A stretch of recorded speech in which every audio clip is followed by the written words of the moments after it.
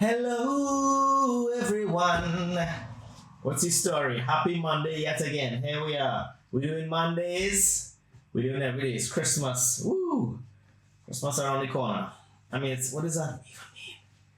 We just accept all these Christmas time things. You know what I mean? Are you ready for Christmas? What does that mean? Is that a roller coaster? Are you ready for... What are you ready for? What does Christmas really mean? What does Christmas mean to me, my lover? Christmas, boy. I mean, what it really means is time to eat and not feel guilty. For a lot of people, not really much different than they eat throughout the year. But this time it's guilt-free.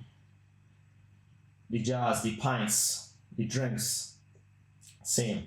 Maybe a bit higher frequency. But again, the guilt is not there. The guilt is not there. The guilt is not there.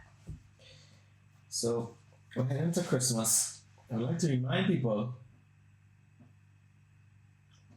Uh-oh. Nice soft smooth lips. I'd like to remind people to be kind. I've been getting into a lot of fights. And I was just thinking, what's wrong with everybody, boy? What's wrong with everybody in this season? You know what I mean? Fighting people in the car. Family members, friends. Getting all these fights. Little small things, nothing physical. Nothing physical, but it's not even something's wrong with everybody, something's wrong with me. I'm fighting with these people for some reason. So I might fucking, you know what I mean? My shit is hot. I'm hot up. A physical altercation. Another one. I got into the other day with the neighbor's brother. I didn't know it was the neighbor's brother. I have juice in my pipes. Talking about juice. The juice have to clog up my pipe. Lord, take the juice away. The nice thing about living in Ireland is for 3 months, 4 months out of the year, you wake up stuffy and you have juice in your throat. Somebody's gonna reply and say, is your diet? Whatever. Dairy. Anyway, the guy, I came home from work. There was a ruckus going on with some neighbors upstairs. Shit was breaking. You could hear glass break. That's a very distinctive sound, how it sounds. So, you know what I mean? I come home. My wife is worried, obviously. So, what happened was, I said, all right, let me, I think everybody had called the guards at that point, the police, right? So they take a while. It's a leisurely pace they move out here. Anybody could show up. You could call a guard at K9, you could come, some kind of fella who just like his office shift, completely unarmed, full tactical could show up. A bus, which is made for taking troublesome meat away, human meats. But anyway, so I outside trying to flag on the guards because we have a peculiar address and it's hard to find on the GPSs. So before the guards come, these fellas start rolling down the stairs. And at that time, the guy's wife comes home. So I just think this is some fella fighting with the neighbor. Neighbor's wife comes home and I'm trying to tell her, as she's walking into the building, I'm trying to reassure in calm face, listen, I think there's a bit of an altercation happening. I'm trying to calm her down. Bring it down.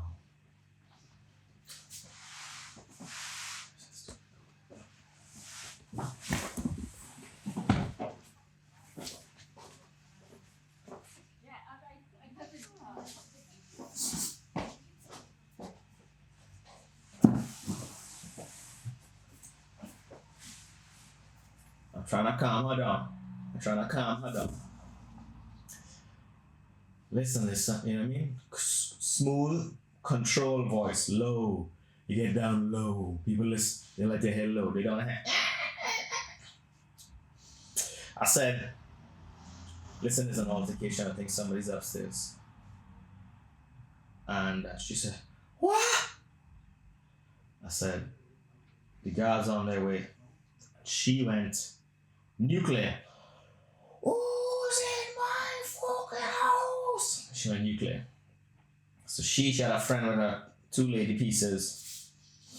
As soon as they entered the building, the 2 fellas who was fighting in the apartment, one guy who lives there and the other fella, they coming down the stairs, beating the crap out of each other. They coming down the stairs like Tom and Jerry in a ball of fluff and fur flying everywhere.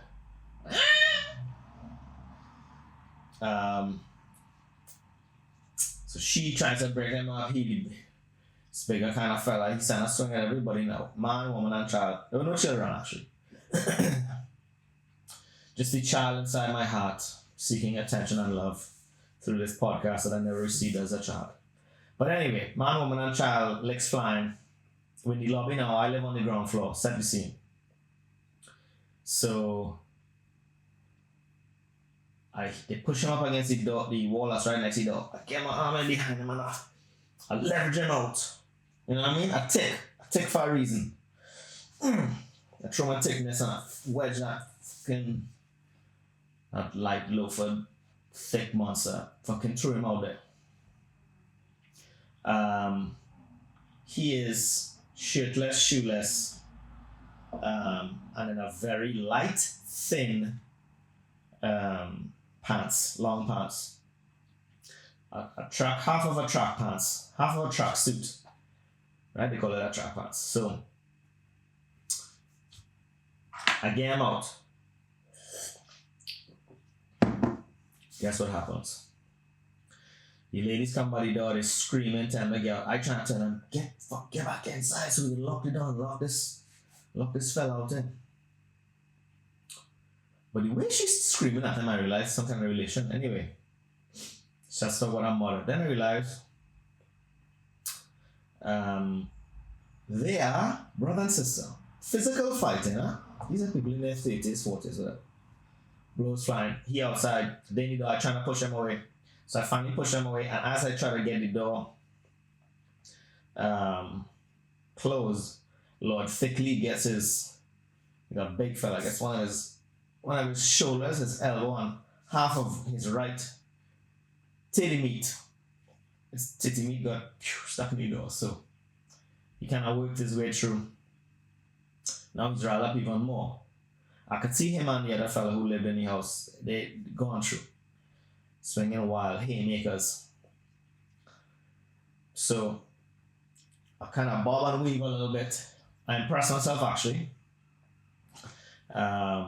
Even if he was a morbidly obese, very alcoholically influenced individual.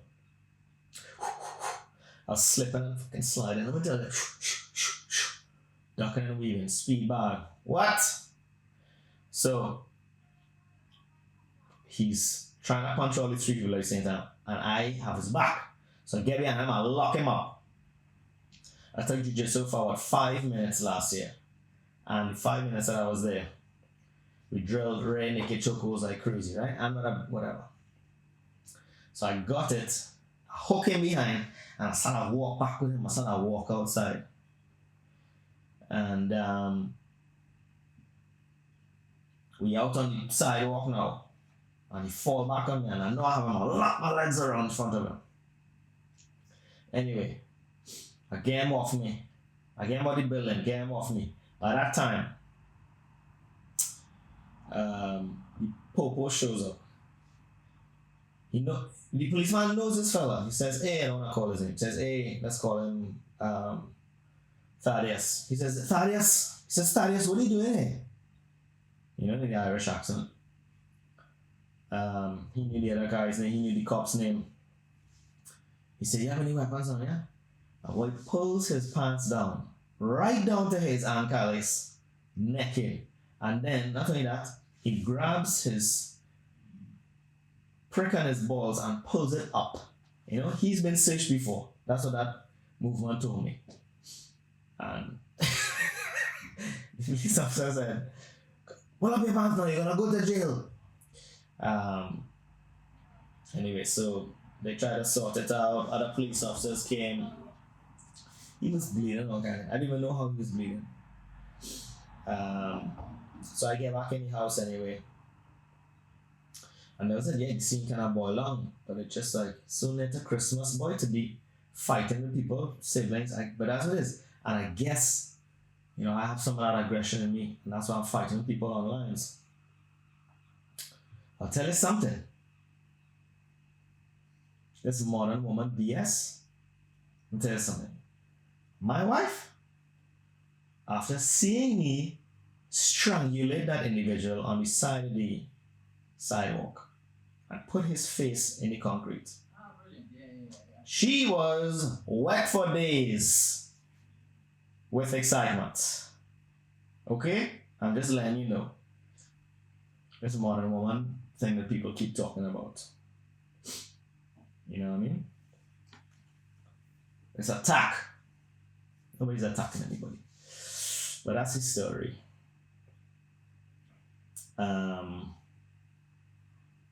Everybody's attacking everybody. Everybody's attacking everybody.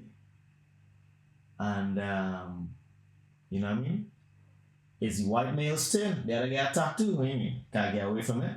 Life was nice for a while then. Life's still nice for everybody. Especially the old whites. They gotta get attacked.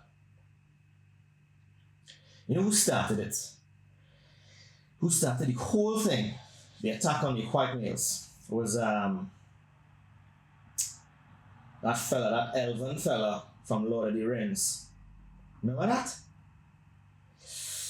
Remember they were sitting in the tribunal or whatever, and he cannot show up and he don't even want to talk to anybody else, far less he trolls. But the humans, he really stood in the humans. Elron, I think his name was Elron.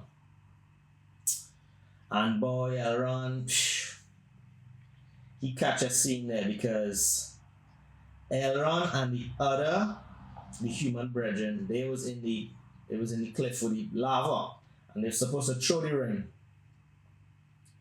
You know what I mean? And whatever didn't happen, but he could have ended the story right there. You know what I mean? I was there when the fate of man failed or whatever. I was there when the men's constitution, the human man faltered. You was right there too. Take out your elvish blade, Rakishi, Butum, kick his ass in the fucking lava swamp. He would have cooked his human ass up, and the ring, it would have hold down the whole stories, but no. You have to hold sour feelings. And why? I have to imagine he was just gutsing out the wife.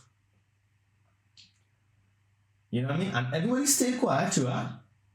When he started about when men failed, everybody was like, but you was there too, ain't? Elron. Ain't you was there next to him? And you much stronger and much faster and you have an elvish blade?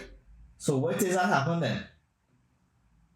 You know what I mean? He nose up in here. Elron, boy. Definitely he was gutsing out the wife. Elron's wife? Lord! She liked that human... Excuse me. She liked the humans for their foreskin. I don't think the elves have it. They don't get circumcised. I think they're just born without the foreskin. And anyway, so what happened was he was just, before they went off to war, the wife was like, listen, you don't even take your clothes off when you sexing me. We see that king? I can't remember his name, boy. The king that he fucked the whole thing up with the ring. Anyway, we're throwing a name there. King Thorogood. He said, Elron, the king, no, you didn't take off your clothes. And King Thorogood, he knows how to treat me. He knows how to treat me. So the whole time we battling, we fighting, he just building up this anger in his belly, man. And he's just trying to figure out a way to get him back. He's just trying to figure out a way. Because this man, you know what I mean? And the thing is, he could have really just forgive and move on. You know what I mean? But look how many millions of all those little creatures had to die and then they reach up there on that, you know what I mean? They reach up there on the mountain, the lava, the volcano. He's saying, throw it. That's what, by the way, nobody was there. So he telling us what went on. He telling the council I went up there. I tell him throw it. I tell him throw it. He say he ain't throwing it. But what really happened is as he was probably about to throw it, Elron just looked at him and said, listen, I know what you're doing to my wife, huh? I know what you're doing to Eslemate. Eslemate told me that Yoli was doing things, horning up, and I would do for you. He's saying, listen, we just win the battle, let me throw this ring, I've done the story. He said, nah, I'm gonna done your stories right now. Shring! Elven Blade come out. He figured he tired, the best thing he could do is pawn the ring and invincible and kinda duck and weave and gallop it. Yeah! Yeah! Yeah! Look at me! She like me feeling like she's ready to blow. And I say, yeah! So he pawned the fucking ring and then it changed him. You know what I mean? It messed up his whole heart and he turned into a horrible person. We all know the story, the Frodo and all the fellas, and they had to do all the shit because he couldn't take the high road. The wife could have said, you didn't even take off your dress. That cloak they always wear, all those long robes. You didn't take that off. He said, you know, I'm ashamed of my nipples, is what he told her. And she's like, well, you know, the king knows how to treat me. What he should have done there, rip off his shiny dress and show her the time of her life. You know what I mean? Forgiving her immediately, show the time of her life, and then all would have been good. But no. You know, go up on the mountain with the ring, spin a whole set of stories. Watch the scene again. When he was, I was there when men failed. Everybody looking around. Okay, Elron. Okay, Elron. Whatever you say, buddy. Anyway, so he was the first one. He kind of opened the door to attack the male whites, and I think it's a good thing. You know? Restore balance to the force. So and that's what happened. So hopefully Elron finds some peace in his soul. He's still around, I think, because they don't die. Right? They live to 800 or whatever. Yeah, boy. A lot of lives lost because of some jealousy. You shouldn't mourn. You shouldn't mourn. Anyway, I saw this video. It reminded me of all the most amazing things about marriage. And let's see if we could pull it up here. I'm gonna try. I don't know how the technology is gonna work, but we'll try and make it work. So I have to do a screen record. Screen recorder, mic off, excellent. And we go in. Watch this video here.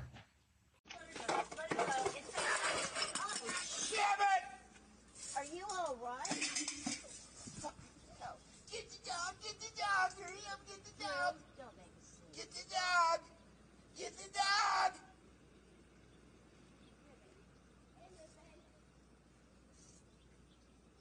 I'm gonna go back upstairs, Debbie, and just be in private, okay? So many amazing things about this video that just you get a look into these people's lives and the kind of marriage, the trials and tribulations. Let me just break down this video here. So first of all, the amount of pain he must have gone through, because if you study when he falls, right?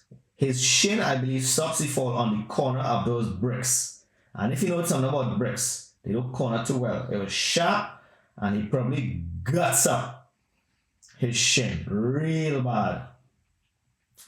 And he says, sham it, right? Which means he obviously wanted to say, shit! And then he changed halfway to damn it, because obviously the therapist told him, you know, dress up. You have to do something about your anger, right? So he goes, okay, completely loses his mind there. Actually, he licks down. So the one stool or table, whatever you want to call it, the wife obviously likes slender, tall tables. He licks down one. 3 tables lost their life in this video. He licks down one and then picks up another one to lick down the next one. Watch. One already down, and then what? Take that one, throw down the next one. Although the next one probably was it looking more like a stand or something. But anyway, 3 pieces of furniture. Just the body language of the wife in general. She says, "Are you alright?" But she says it in an accusing manner, right? She says, "Are you alright?" You know, like, you fall again, dummy. Are you alright? And she kind of sauntering. She doesn't really seem concerned. She looks like she's gonna pick up the ornaments instead of like helping her husband up. He's barefooted too, which probably means he wasn't in the mood to go outside. Trainees like to be barefoot, but not a lot of the boy likes to be. Hot places, I guess. West Indies, India, Africa. We all like to be barefoot. And then he starts mocking the wife. Obviously, he didn't want to go and get the dog. And then starts mocking the wife, right? So, Get the dog, hurry up, get the dog. Don't make a scene. Get the dog. that last one, he just goes, it's straight scream, "Get the dog!" And she says, you have to listen to Izzy miss it, but she says, "Don't make a scene." It's probably wrong thing to say. He's on his back. His shin is 100% open to the elements. And 3 of her best pieces of furniture have been destroyed. But this is the best part here, right? He gets up. I'm going to go back upstairs, Debbie, and just be in private, okay? That 2 seconds on the ground there, he remembered his anger management protocol. You know what I mean? He probably had his mantra. He had a couple of deep breaths. I was like, completely changed. All right, Debbie, I'm just going to go inside and be private. I would say probably 5 years ago, Debbie was going to collect a couple of lashes, which I don't condone. But I'd say it probably would be open-handed. Definitely not a close-fisted kind of guy. Or maybe he'd shake. Actually, he looked like a kind of shaking person. Maybe he'd grab her by the shoulders and shake her. "Get that dog!" Debbie, she walking like that. Those days long behind her. She knows he's a changed man. Those days ain't coming back. But he completely changed his tune. And he's just like, going there to be in private. And he says, in private. In other words, if you knock on my study door, so help me God. So help me God. If you knock on my study door and come inside, so help me God, it will be like the cruise in 95. It will be the Norwegian Sea in August of 95, baby. I'm telling you this right now.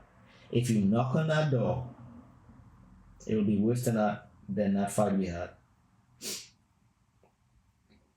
Leaving Kingston on the Norwegian of the Seas, 1995. You remember that? Please tell me you remember that. I know you didn't forget. So I'm begging you, do not knock on the study door. Thank you, please.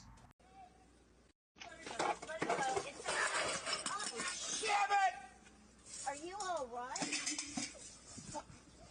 Get the dog, hurry up, get the dog. Don't make a scene. Get the dog. Oh god, good stuff. Anyway, that's the breakdown. Get the dog. Good stuff. Good stuff. Oh god, I have to say, it's rough going into Christmas with all that going on in the world right now, boy. Holy Lord. Oh god, it's rough. And seeing all of these people too that you liked, or you followed, or you listened to, or you watched, saying things that you really don't believe in, and are saying on the slightest, nicest way possible. It's a bummer day! It's a bummer day! As the dude would say. Shout out, one of the greatest movies of all time. Big Lebowski. It's a bummer day! We're nihilists. Yeah. Feels like there's big troublemaking and terrorism. But I just find, yeah, when I was younger, I was a troublemaker.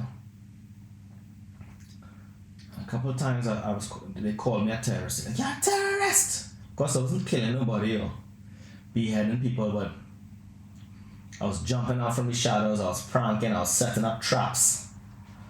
And I was very good at it. I would be a good terrorist. And I wouldn't I'm not killing anybody. That's crazy.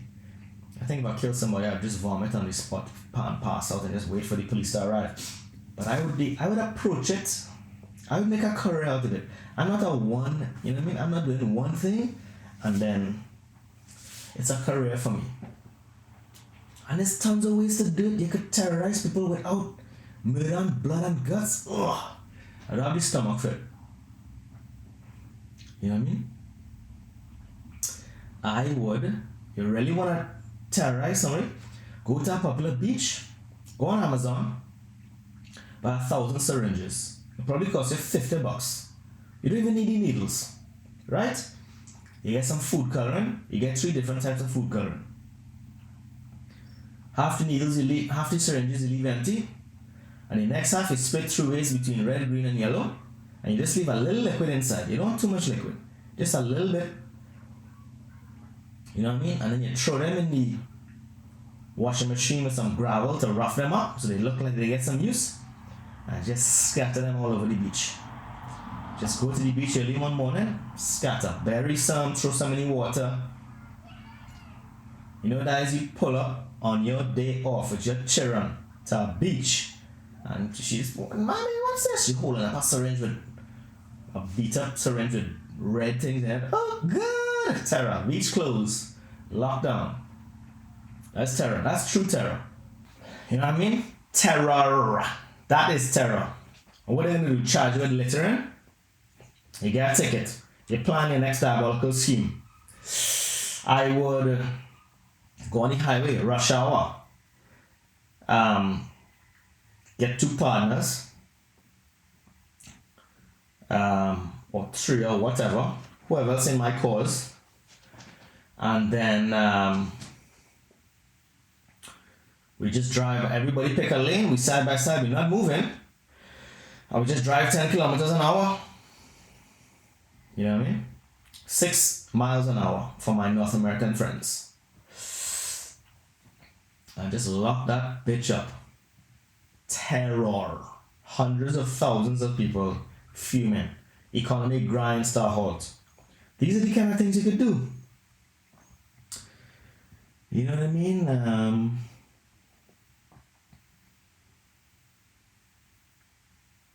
Another classic one. You get a bunch of rats. And you just really sit in, all the best restaurants in the city. Some restaurants don't need that actually, probably, but that's what I would do. It'd be career. And then what you get a ticket for driving too slow on the highway. Everybody's brain is melting with anger. What else you could do, boy?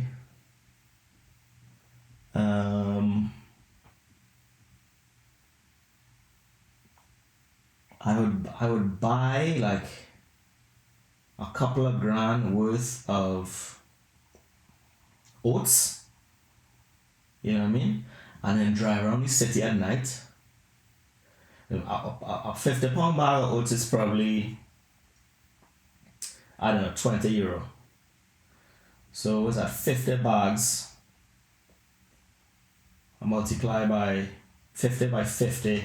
What's that? 2,500 kilograms of thing. And you just drive all over. And you just dump. Oats all over the top of every car. All over the main intersections. Oats everywhere. Because guess what? Seagulls and pigeons. Jesus Christ, the seagulls in this place. The seagulls in this place of Dublin I mean, I should have deal with some of the trasher. And that's maybe why they're protected. Like in Toronto where I used to live, they call them trash pandas, right? Toronto is the largest sanctuary of what do you call those things, boy? Trash pandas, raccoons. The largest raccoon sanctuary in the world. There's hundreds of thousands of them. But they deal with a set of garbage, so maybe it's kind of better in some ways. Or they had one came into my apartment one time. I had this nice rooftop patio. We had a party next day, the fridge was full. And so we had a bunch of vegetables and fruits. We just left it by the door and left the door open because we thought I'd keep it cool over. Middle of the night. I just look up. I didn't know I see him. And I just see these tiny little black fingers wrapped around one of my pears. My nice organic pears. I said, what the hell going on here, boy? So I get up and say, hey! Usually when you scream at things, it did not care at all. He didn't even, boy, he just kept eating. He looking at me like, what is this fella doing, boy? This fella kind of interesting looking, boy. His accent doesn't match his body. But anyway, so I pick up a shoe, throw it all on my might. Bong, bounce off the banister. Didn't come near the raccoon. But I guess the noise was enough for him to leave. When I say he sauntered away, just look back. Still with the pear. Well, I had a piece of wood there for something, I can't remember what. And I, in the doorway of the patio, throw that piece of wood with all of my might and hit him. And now they're kind of 80% fat. Hit him with all of my might, prop on his back. Not even a flinch, not even a scuttle. He just looked back at me, you know. But he was probably like, listen. He wasn't scared. He was probably like, I go allow this man tonight. I go let this man live. Because they are a cousin to the bear. They're a cousin of the bear. So he probably thinking, boy, let me call my cousin, call my fam. Shred you to pieces. I love you, you know. Yeah. I taken a fruit, that's all. I taken one fruit, you have a whole bag of fruits there. And I know your fridge full. Your life nice. And my family sleeping out in the cold. Let me get one piece of fruit. Or I could call my bread and suck him up and slice it up. One man, bear brethrens. Anyway, that's Toronto. Seagulls in Dublin. You-wee! The other day I was barbecuing outside in the front of the restaurant. I had one entire chicken leg on the grill. On the grill, hot grill. Turn around. What do I see? But this albatross of a seagull. You know, they don't chew. He just knocking back the whole entire leg. I mean, the disrespect. And then the leg was so big because we give good portions. Trinity. The leg was so big he couldn't even take off again. So he trying to run, he flapping his wings, but he realized he had too much food in his belly. So he going, I mean, he disrespect him, not even flying away. So he just ran away and he kind of used the wings to help him run a little bit. And he just ran around the corner, he didn't even fly away. Now, I mean, I guess I was in shock because I could have run after him and volley him up the ass. He must hot kick. Anyway, it didn't work out like that.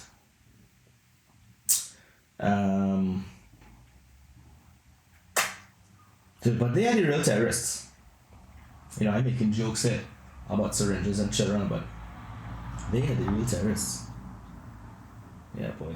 I could do for that CEO. They had to do something about it. It's insane. Yeah, boy. Now, is that where we will end? I think it is. We covered a lot today, class. Everybody stay safe. I love you. Okay, this podcast is coming out on the 11th, right? No, Jesus Christ, the 18th. 19th. So probably the next podcast will not come out on Christmas Day. It'll probably be the week after. So, what can I say, boy? What a year. What a fucking year. The craziest year of my life for sure. The most rewarding, most fulfilling. Got so much done this year, boy. Holy Lord, boy. Listen. Don't follow your dreams because you'll never have a day off. But some of the days are nice. Some of the days are fun. Alright? I love you all. Merry Christmas to you.